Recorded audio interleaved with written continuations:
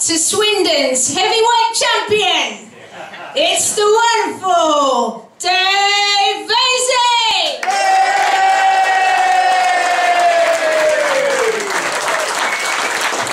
Hello. Some of you may be looking at me this evening thinking, he looks like Paul Burrell, Princess Diana's old butler, after he's eaten a load of pies. I say some of you may be thinking that, because my missus is in the audience tonight, and I know she's not thinking that. Are you, darling? No. She's thinking, why didn't you put the fucking bin out last night when I asked you to? We're all a bit nervous tonight, but Sarah's given us a pep talk backstage. She said, go out, enjoy it. There's a lot of worse places you could be in the world than here tonight. You could be in Libya, being attacked. I said, Libya? I could be in fucking Penhill.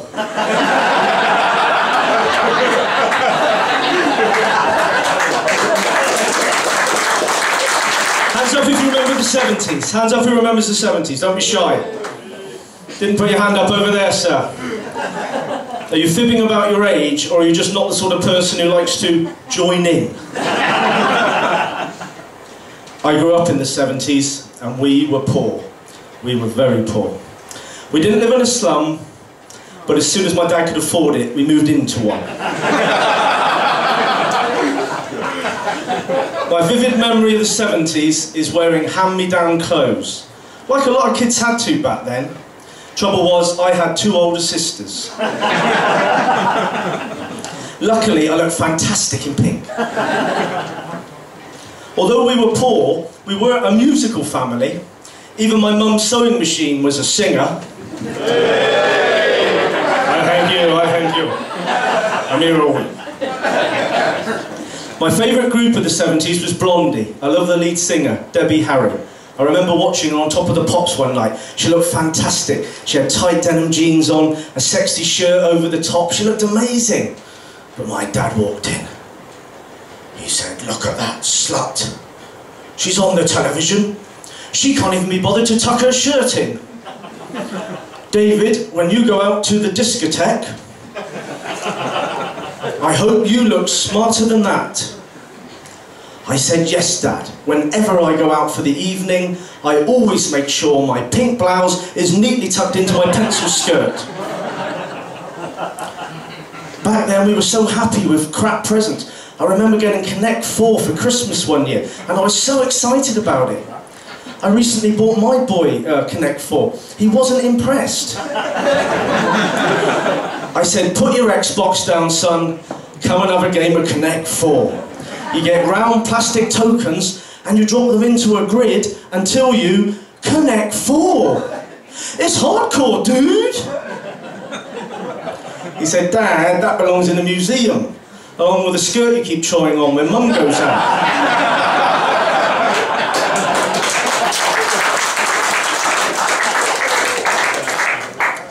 I say the 70s was tough. It's pretty tough nowadays, isn't it? I'm so skint, I can't afford to put petrol in my car. I had to get my mum to give me a lift when I went dogging last week. It was a bit awkward, actually. I didn't expect her to get more action than me. The supermarkets aren't helping. They brought in these self-scanners to encourage you to spend more money. What they're saying is, if you just buy a few items, you've got to do the scanning. If you buy a whole trolley load, they'll do the work for you. It's a bit like my wife saying, buy me those shoes and you can have a wank. Buy me the whole outfit, I'll do it for you.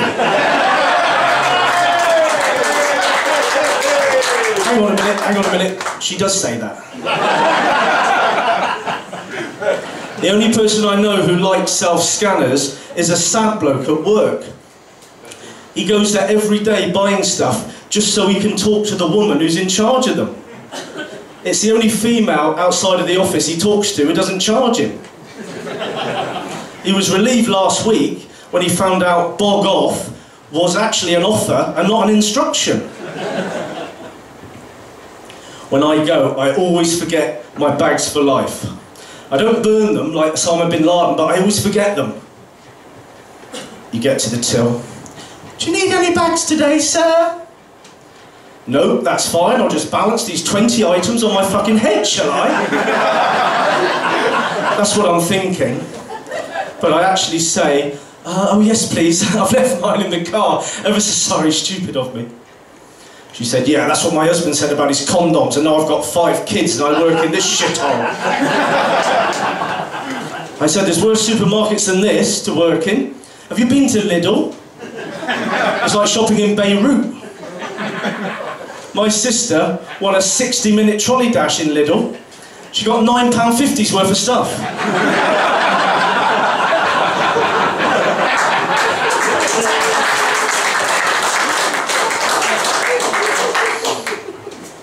I'm so skint, I can only afford to go on pub crawls of small towns. Me and my mate from Bristol went out last week. The first pub was a bit rough, but they had a quiz on, so we thought, we'll stay for that. And would you believe the first question was directed at me? It was, what the fuck are you looking at?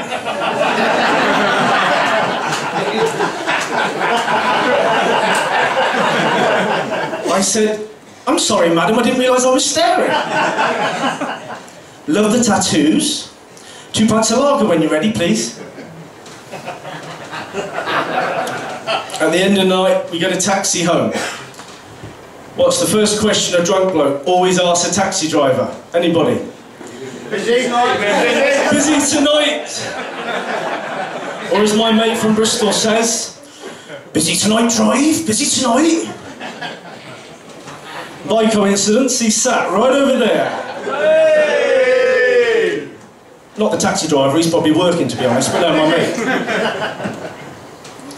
And the next question, if they're foreign, where's your accent from, mate? Where are you from? Where's your accent? Whatever happens, you know, ironically, that wherever he's from, his English will be better than my mate's. And then the classic question. The classic question. Anybody? What time do you finish? It's like asking your wife if she enjoyed the sex. You don't give a shit, but you feel like you've got to ask. Okay, that's my lot. I've been Dave Veysey.